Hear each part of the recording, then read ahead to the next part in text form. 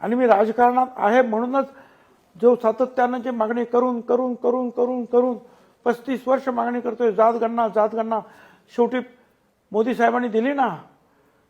आज हे पाठिया कमिशन, त्यावेळेला आमचं आरक्षण वाचलं, पण ते कमी झालं होतं त्यांच्या ह्याच्यात. पण आता इथे राजकारणात असल्यामुळेच फडणवीस साहेबांना भेटून त्यांनी पण तिकडे सांगून मग सगळे समीर भुजबळ तिकडे 2 दिवस जाऊन बसले, इंदिरा जयसिंगाने पासून सगळ्यांना भेटले, तुषार मेहता भारताचे जे आहेत वकील त्यांना भेटले आणि त्यांनी पुन्हा एकदा आरक्षण दिलं ना. आता मी जर राजकारणात नाही तर यांचं काय होणार, आणि हे काम मी सोडू शकत नाही.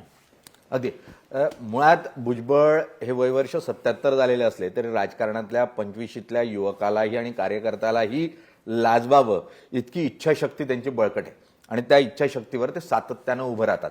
आणि त्यांच्याकडे बघितल्यावर एक सातत्यानं जाणवते की राजकारणात जात अशी आहे जी जातच नाही, ती दरवेळेला डोकं वर काढते. आणि जातीचं राजकारण आता हे मूळ झाले महाराष्ट्राच्या राजकारणातलं. आपण पुरोगामी चेहरे आपल्या बाजूला मूर्तिरूपानं असतात, मात्र अमूर्त रूपानं जात ही राजकारणात सातत्यानं वावरत असते आणि ती प्रभाव टाकत असते.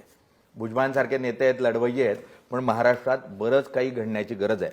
कारण महाराष्ट्र रसातळाला जातोय हे मान्य करावंच लागेल, जातीच्या आधारावर, धर्माच्या आधारावर. सर खूप खूप धन्यवाद. धन्यवाद. वेळ दिलात. फार आभारी आहे तुमचा. Thank you sir.